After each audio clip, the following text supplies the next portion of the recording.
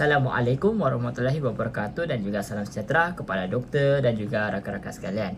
Kami daripada kumpulan 6 dan kami akan membentangkan tentang hasil daripada tugasan yang kedua, iaitu dasar bahasa Inggeris terhadap bidang sains dan juga teknologi dalam institusi pengajian tinggi.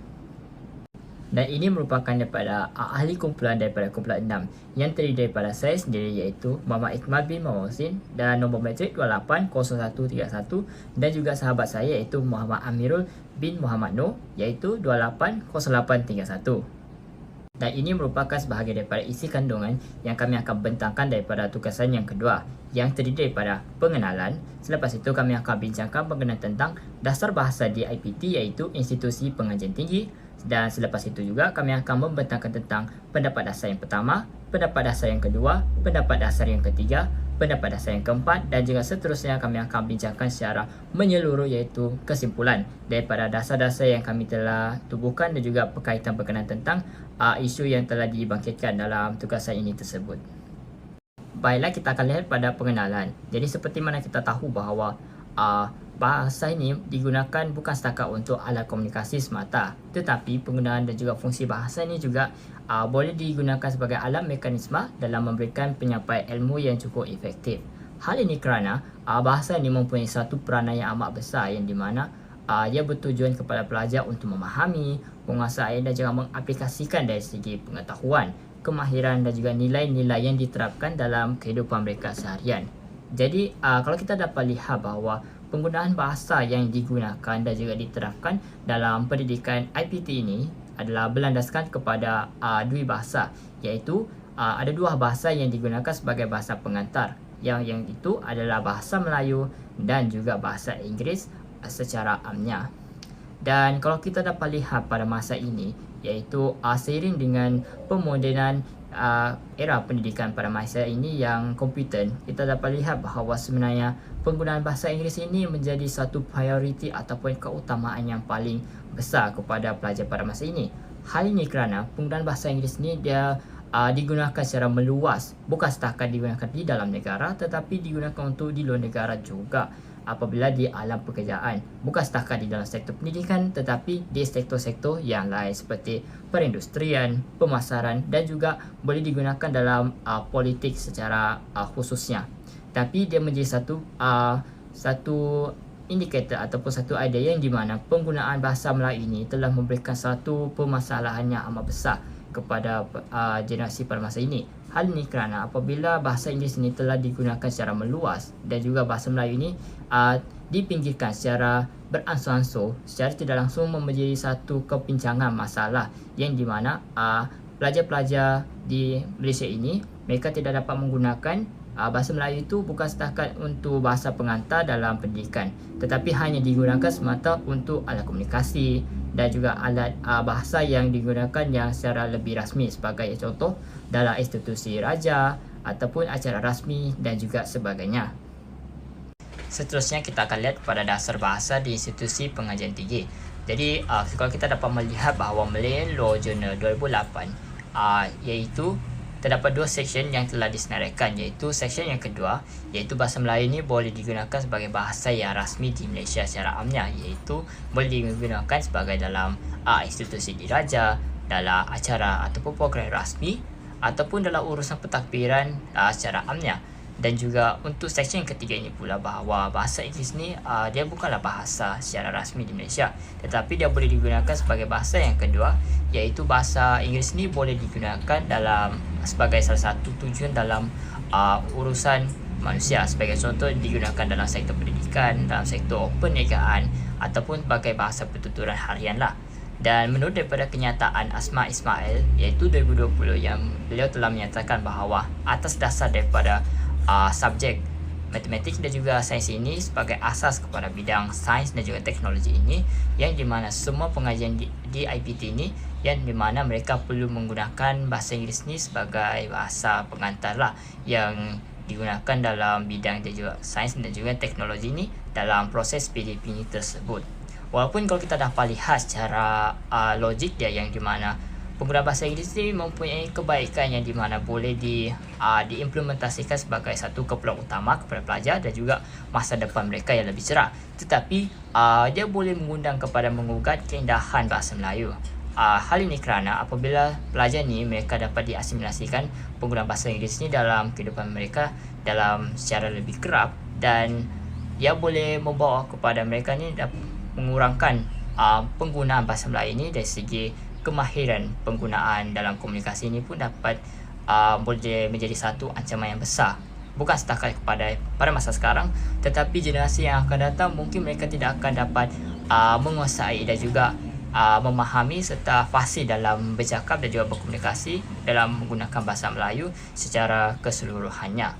Dan juga menurut daripada Akta Pendidikan 1996 yang di mana penggunaan bahasa Melayu ini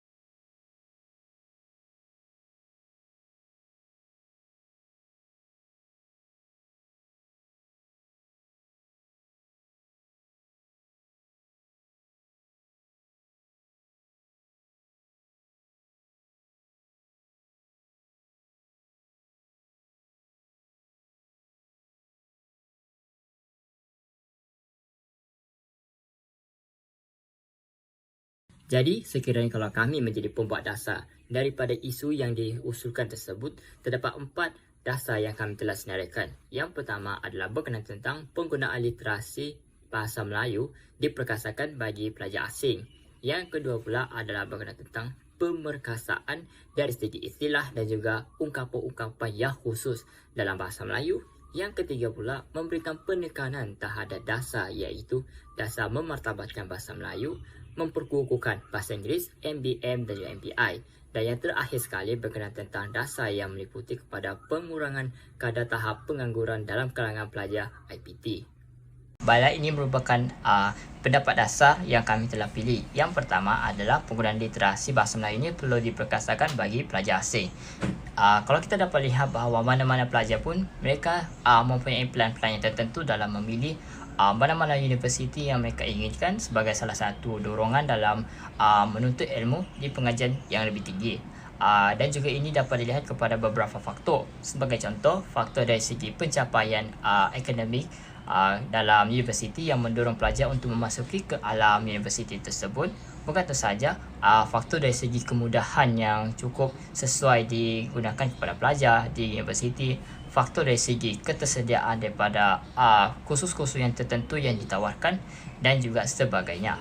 Dan negara Malaysia ini merupakan salah satu pilihan utama destinasi negara dalam melanjutkan pengajian tinggi, khususnya kepada pelajar antarabangsa secara amnya. Dan ini dapat dibuktikan melalui sinar harian yang di mana seramai 40,000 pelajar antarabangsa yang mohon sambung belajar di Malaysia pada tahun 2021.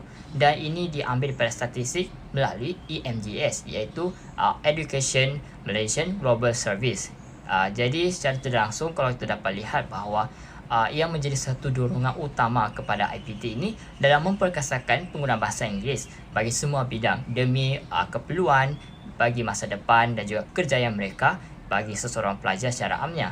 Dan ini dapat juga dibuktikan daripada suatu kajian daripada Tua Siddiq dan juga Mohini Muhammad 2008 yang di mana terdapat satu kajian mereka telah jalankan, iaitu keberkesanan PDP dalam bidang sains dan juga matematik melalui penggunaan bahasa Inggeris ini bagi pelajar di Universiti Teknologi Malaysia. Berdasarkan daripada data kajian yang kami telah perolehi, yang mana mengikut data seramai 73% daripada pelajar UTM mereka bersetuju dalam menggunakan bahasa Inggeris ini dalam PDP, manakala 19% pula mereka tidak bersetuju, dan juga selebihnya itu 8% mereka tidak mempunyai kepastian ataupun tidak memberikan maklum balas berkenaan tentang kajian tersebut. Jadi kalau kita dapat lihat secara keseluruhan, secara amnya yang dapat dilihat bahawa penggunaan bahasa Inggeris ini memang sewajarnya mereka bersetujulah kepada pelajar-pelajar ini. Hal ini kerana kalau kita dapat lihat mana bidang sains dengan matematik ini daripada segi konsep, daripada teori dan juga ciri-ciri banyak diperkenalkan daripada dunia-dunia luar. Sebagai contoh dunia yang barat lah kalau kita dapat tahu. Dan secara tidak langsung yang menjadi satu dorongan kepada pelajar ini, mereka menggunakan bahasa Inggeris ni sebagai salah satu pendekatan dalam menggunakan bahasa Inggeris ni dalam PDP, dan juga ia dapat menjimatkan masa. Hal ini kerana dia dapat lebih memudahkan dan juga lebih memahami kepada pelajar dalam menguasai pada teori dan juga konsep yang diperkenalkan dalam bidang-bidang ini tersebut. Jadi kalau kita dapat melihat daripada pembincangan daripada pandangan sarjana yang pertama, iaitu penggunaan bahasa Melayu ini dalam PDP ini memang sewajarnya perlu dititikberatkan dalam IPT. Hal ini kerana dia boleh berupaya dalam menjadikan bahasa ilmu dunia yang baik, khususnya kepada pelajar di dalam maupun di luar ataupun antarabangsa untuk bidang sains dan juga teknologi ini. Dan juga pandangan ini diberikan daripada Profesor Emeritus Dato' Dr. Ishak Harun, yang di mana beliau telah menyatakan pendekatan PDP iaitu bahasa Melayu ini perlu diajari dalam semua bidang dalam meluaskan pemikiran pelajar yang lebih kompeten demi kesejahteraan bahasa Melayu ini yang sejagat dari semasa ke semasa. Oleh itu, terdapat dua strategi yang boleh digunakan sebagai salah satu pendekatan dalam meningkatkan kemahiran literasi ini, khususnya kepada pelajar antarabangsa tersebut. Yang pertama adalah perincian khusus bahasa Melayu ini perlu diperkasakan yang sedia ada di universiti, dan juga yang kedua adalah menormalisasikan bahasa Melayu ini sebagai bahasa pengantar utama dan juga bahasa pertuturan seharian di dalam IPT ini tersebut. Baiklah, ini merupakan contoh strategi yang boleh digunakan. Yang pertama adalah perincian khusus bahasa Melayu yang sedia ada perlu diperkasakan. Dan berkenaan tentang pertama ini, dia perlu dilihat dan juga difokuskan kepada fakulti-fakulti bahasa di setiap universiti. Hal ini kerana ia dapat membantu pelajar antarabangsa ini dalam menerajui penggunaan bahasa Melayu. Yang di mana mereka bukan setakat menguasai bahasa Melayu ini sebagai satu ilmu yang semata, tetapi mereka juga dapat mempraktikkan penggunaan bahasa Melayu ini sebagai bahasa komunikasi dan juga bahasa pertuturan mereka secara langsung. Dan ini juga dapat dilihat melalui penyusunan khusus bahasa Melayu ini yang secara asas kepada kompleks daripada semester yang pertama sehinggalah semester yang terakhir.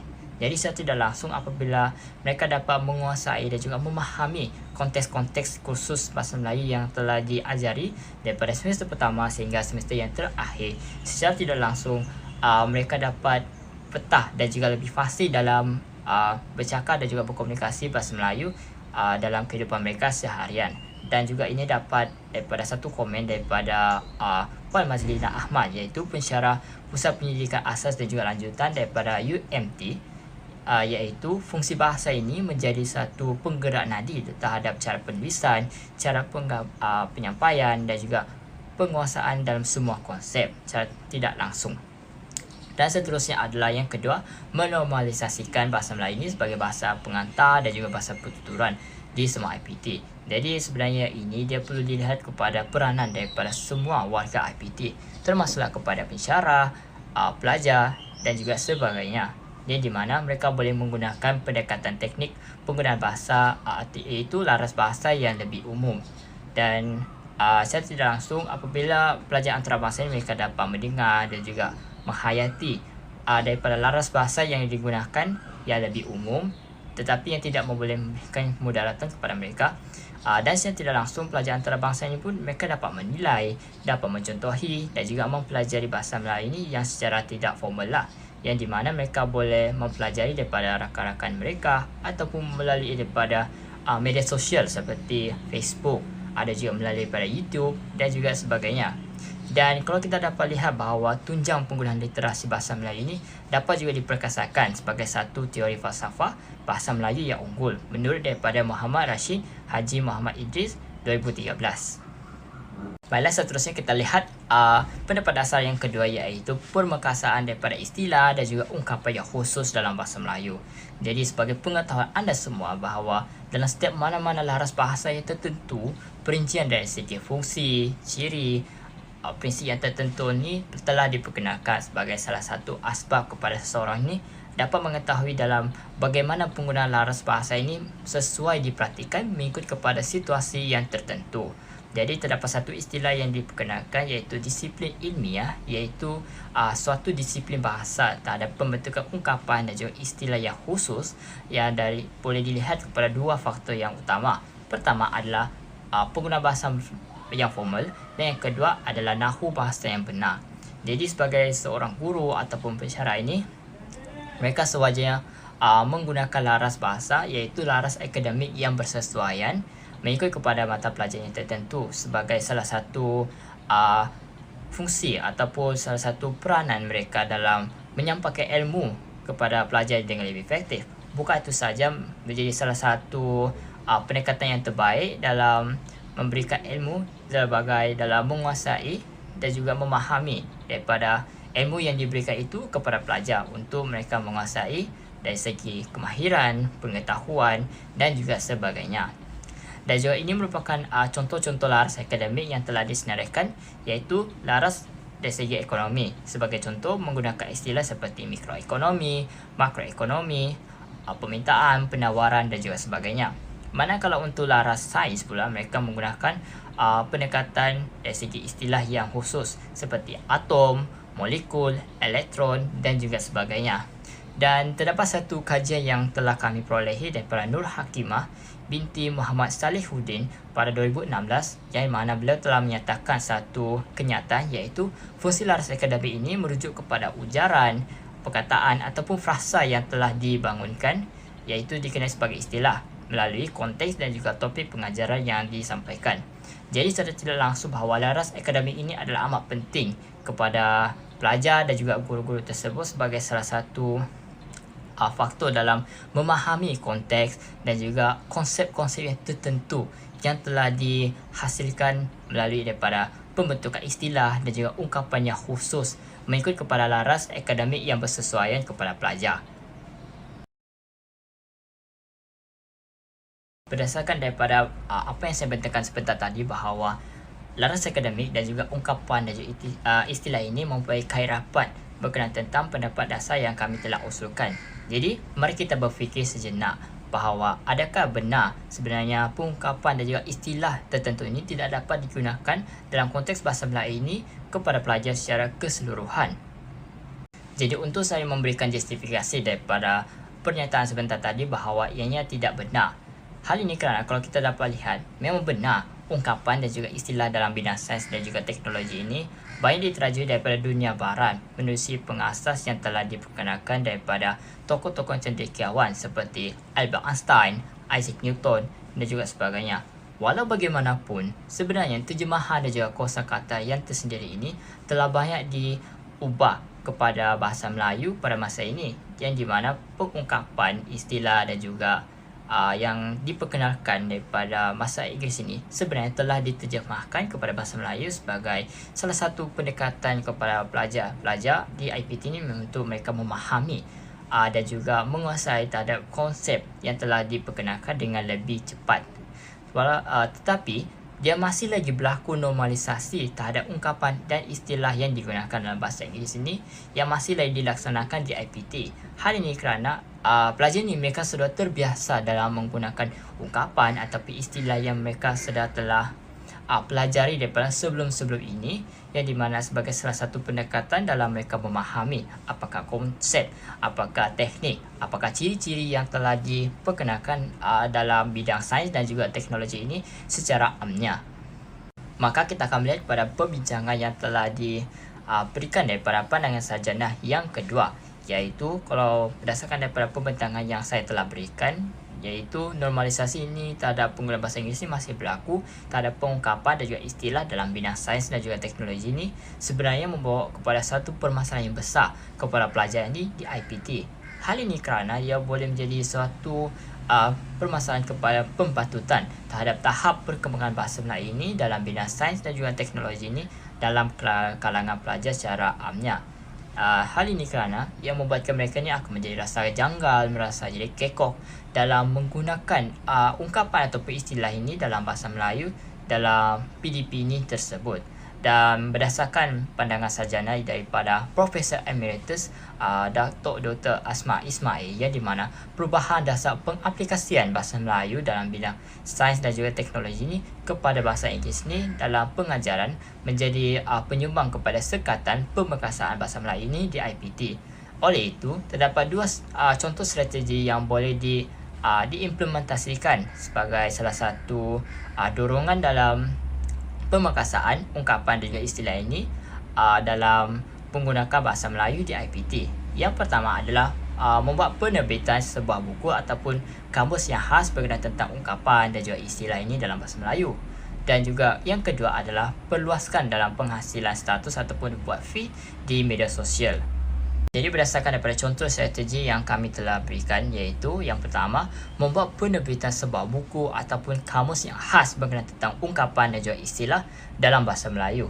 Dengan itu, ini boleh dilihat daripada kerjasama yang padu antara KPT iaitu Kementerian Pendidikan Tinggi, DBP, Dewan Bahasa dan Pustaka dan juga pelbagai universiti yang lain, yang di mana mereka bekerjasama dalam memberikan buah idea fikiran mereka dalam memberikan apakah istilah ataupun apakah ungkapan yang bersesuaian yang boleh diperkenalkan ataupun diwujudkan dalam bahasa Melayu berdasarkan daripada ungkapan dan juga istilah yang telah diperkenalkan sedia ada dalam bahasa Inggeris. Dan ini boleh dilakukan daripada melalui perkamusan ataupun buku-buku mengikut jilid-jilid yang tertentu, seperti dalam bidang sains dan teknologi ataupun bidang-bidang yang lain pun boleh juga diperkenalkan. Jadi secara tidak langsung yang bahawa ia dapat memperbanyakkan pengetahuan yang lebih kompleks kepada pelajar. Hal ini kerana mereka dapat mengetahui tentang apakah ungkapan, apakah istilah yang telah diperkenalkan dalam bahasa Melayu yang boleh digunakan bukan setakat dalam proses PDP ini juga, tetapi mereka dapat menggunakannya dalam kepada hal-hal yang lain seperti boleh digunakan dalam menjawab peperiksaan ataupun membuat dalam pembentangan dan juga sebagainya. Dan ini juga berupaya dalam menjadi prioriti dalam menyuburkan semangat kecintaan terhadap bahasa Melayu ini dalam kalangan pelajar secara amnya. Baiklah, seterusnya yang kedua adalah perluaskan penghasilan status ataupun buat feed dalam media sosial tentang ungkapan dan juga istilah ini. Jadi berkenaan yang istilah yang perluasan ini, ia boleh dilihat kepada peranan daripada DBP ini tersebut, iaitu Dewan Bahasa dan juga Pustaka, iaitu mereka boleh menggunakan pendekatan dari segi teknik penghasilan status seperti di Facebook, di TikTok, di Twitter dan juga sebagainya. Saya bagi sebagai satu contoh, iaitu memberikan konsep terhadap suatu istilah dalam bidang sains dan juga teknologi ini, dan juga disertakan kepada contoh ayat sebagai salah satu pengetahuan yang umum kepada semua orang, bukan setakat kepada pelajar tetapi kepada orang lain juga dan juga masyarakat. Jadi secara tidak langsung penggunaan aplikasi sosial media ini juga menjadi suatu keperluan utama kepada generasi muda pada masa ini. Hal ini kerana generasi muda pada masa sekarang ini mereka lebih cenderung dalam menggunakan aplikasi sosial media ini dalam mendapatkan maklumat, mendapatkan berita dan juga sebagainya. Jadi DBP ini mereka boleh menggunakan pendekatan aplikasi ini tersebut sebagai satu dorongan utama dalam memberikan ilmu berkenaan tentang ungkapan dan juga istilah yang lebih menarik kepada semua orang di dalam media sosial ini. Dan penggunaan istilah ini juga dapat dicapai dan juga pengamalan dalam sikap membaca dalam kalangan pelajar ini dapat ditingkatkan secara langsung. Maka kita akan lihat pula kepada pembincangan daripada pandangan sarjana yang ketiga, iaitu berdasarkan daripada pembentangan yang saya telah berikan berkenaan tentang contoh-contoh strategi tersebut, ianya seharusnya mempunyai salah seorang yang menjadi penggerak nadi utama dalam memperkasakan dan juga memperjuangkan penggunaan bahasa Melayu ini di IPT secara menyeluruh. Dan juga pandangan ini telah diberikan daripada Profesor Datuk Dr. Muhammad Jamil Ma'ah, yang di mana beliau telah memberikan kenyataan iaitu IPT ini mempunyai tanggungjawab utama sebagai saluran dalam memperkasakan bahasa Melayu ini dalam kalangan mahasiswa dan juga mahasiswi. Dan beliau juga telah memberikan kenyataan tambahan yang di mana beliau pernah melanjutkan pengajaran beliau di Universiti Malaya, iaitu ketika itu terdapat salah seorang profesor iaitu Profesor Diraja Dr. Ungku Abdul Aziz Ungku Abdul Hamid yang dikenali sebagai Pak Ungku, yang pernah menjadi Naib Chancellor di Universiti Malaya pada waktu itu. Dan Pak Ungku ni jugalah telah menjadi salah satu perintis utama dalam memperkasakan dan juga menggunakan bahasa Melayu ini sebagai bahasa pengantar utama dalam proses PDP ini, yang bermula daripada Fakulti Sains Sosial, seterusnya diteruskan kepada Fakulti Sains dan juga sebagainya. Jadi kalau kita dapat lihat daripada kesan-kesan yang positif yang boleh kita berikan, iaitu pelajar-pelajar ini akan menjadi lebih berkemahiran dalam bidang sains dan juga teknologi ini. Hal ini kerana hasil daripada pengguna bahasa Melayu ini telah menerapkan penggunaan bahasa Melayu dalam PDP ini dengan secara berterusan. Maka justru dengan itu yang memberikan salah satu pendekatan yang terbaik dalam membawa nama bahasa Melayu ini di seantero dunia. Dan bukan itu sahaja, kualiti pendidikan di Malaysia ini juga akan menjadi lebih progresif yang boleh setanding dengan negara-negara yang lebih maju seperti di negara Jepun, Amerika Syarikat dan juga sebagainya. Maka sekian itu sahaja daripada pembentangan saya, daripada sebahagian daripada pendapat dasar-dasar yang kami telah berikan. Dan saya akan berikan pembentangan seterusnya kepada Amirul untuk pendapat dasar yang lain. Terima kasih. Pendapat ketiga ialah menekankan dasar memertabatkan bahasa Malaysia, memperkukuhkan bahasa Inggeris, MBM-MBI. Dasar MBM-MBI merupakan dasar yang diwujudkan bagi mengganti dasar pengajaran dan pembelajaran sains dan matematik dalam bahasa Inggeris PPSMI yang telah dimasukkan pada 8 Julai 2009. Dasar PPSMI telah dimasukkan kerana dalam pernyataan Dr. Nik Safiah Karim dalam berita harian, dasar PPSMI tidak wajar diteruskan kerana ia terbukti tidak meningkatkan penguasaan bahasa Inggeris pelajar. Selain daripada itu, Dr. Nik Safiah Karim juga menyatakan bahawa dasar PPSMI merupakan dasar yang terbukti gagal sehingga menyebabkan mutu pencapaian pelajar dalam bahasa Inggeris, matematik dan sains merosot. Terdapat 4 objektif daripada pelaksanaan dasar MBM-MBI ini, iaitu adalah untuk meningkatkan penguasaan murid dalam bahasa Malaysia dan bahasa Inggeris, dan yang kedua adalah untuk menyediakan guru bahasa Malaysia dan bahasa Inggeris mengikut option yang mencukupi dan meningkatkan kompetensi guru bahasa Malaysia dan bahasa Inggeris. Yang ketiga adalah untuk meningkatkan infrastruktur dan bahas sokongan dalam PDP bahasa Malaysia dan bahasa Inggeris. Dan objektif yang terakhir adalah untuk meningkatkan penggunaan bahasa Malaysia dan bahasa Inggeris dalam aktiviti luar bilik darjah.